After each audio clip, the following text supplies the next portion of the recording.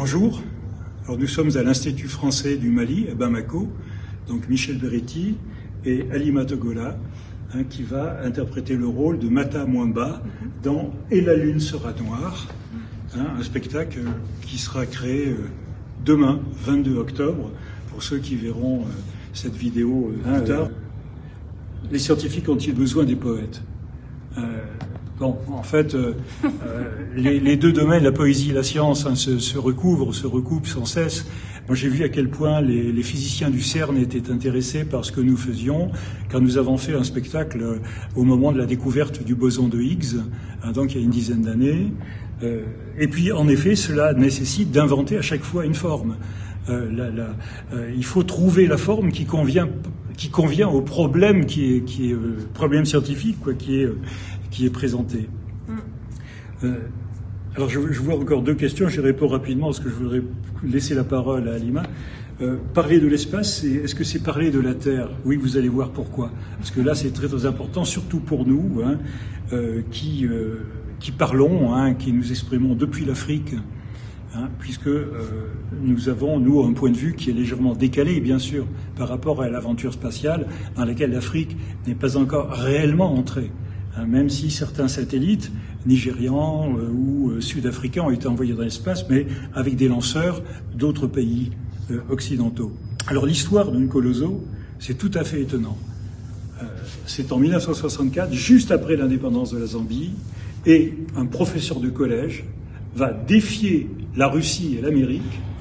Bien sûr, ça fait un énorme buzz, comme on dirait aujourd'hui, dans toute la presse, parce que toute la presse anglophone, la presse mondiale anglophone est là à cause de l'indépendance de la Zambie, et il va y avoir toute une série d'interviews où Nkolozo va tenir des propos tout à fait surréalistes, notamment en montrant ces fusées, en fait, qui sont une espèce d'improbable assemblage de cuivre et d'aluminium, et puis on voit la base spatiale. En fait, c'est une cour de ferme dans laquelle il y a des barils, des vieux pneus, etc.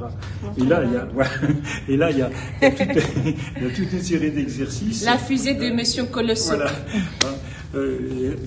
Des exercices assez dangereux d'ailleurs, parce que il s'agit de catapulter les astronautes, parce que il va dire, puisque nous serons les premiers sur la Lune, les premiers sur Mars, nous serons des astronautes, pas seulement des astronautes.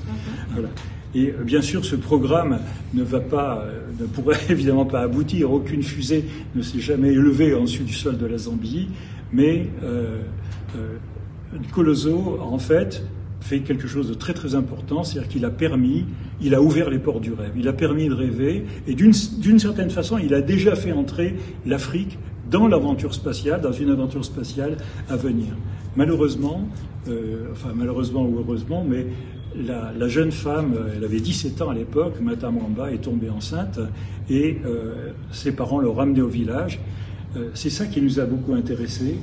Le destin de cette femme, qui était une space girl, qui était mondialement connue dans la presse anglophone, et puis qui est revenue, donc anonyme, dans son village. Et là, je voudrais céder la place à Halima pour qu'elle parle de ce personnage qu'elle incarne sur scène dans La lune sera noire. Alors, un jour, j'ai entendu Monsieur Michel parler de Colosso. J'ai dit, l'histoire de Mata m'a un peu intriguée parce que tout de suite j'ai fait le lien entre Mata et toutes les autres femmes, surtout en Afrique de l'Ouest, qui sont à peu près dans la même condition. C'est-à-dire une femme est destinée qu'au foyer, à préparer, à faire la lessive, à s'occuper de son mari et des enfants de son mari, et aussi de la famille de son mari, parce qu'ici en Afrique, tu n'épouses finalement pas une personne, tu épouses toute la famille. C'est ce qu'on dit. Donc voir qu'une fille qui rêvait d'aller dans l'espace, précisément sur Mars, et qu'elle avait envie, parce qu'elle a été vraiment boostée par Monsieur Colosso, elle a voulu suivre Monsieur Colosso dans son rêve.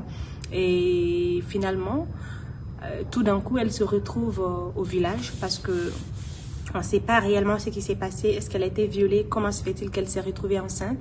De toute façon, les parents n'ont plus voulu qu'elle continue l'entraînement spatial. Elle le dit dans la pièce. Donc ça m'a beaucoup tiqué. Je dis, écoute, c'est vrai que ça s'est passé en 64 et ça continue. Donc pourquoi ne pas donner vie à Mata Mwamba? C'est-à-dire faire revivre son rêve.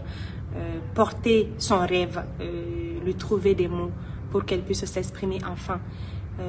Donc c'est entre la réalité et la fiction, mais néanmoins ce qui m'a fait plaisir, ou ce qui me fait plaisir d'ailleurs d'interpréter ce rôle, c'est le fait de pouvoir continuer le rêve de Mata aujourd'hui en 2022. Alors en fait, on avait très peu de documents, puisque Mata Mwamba est décédé, donc on ne pouvait même pas aller l'interroger, donc c'est une œuvre aussi d'imagination, et les seuls documents dont nous disposions, c'était juste ces interviews de Nkolozo et de Mata Mwamba parus dans la presse anglophone mondiale, mais c'était tout, donc on ne sait pas si ce sont réellement les paroles qui ont été prononcées. En tout cas, Nkolozo s'est bien amusé.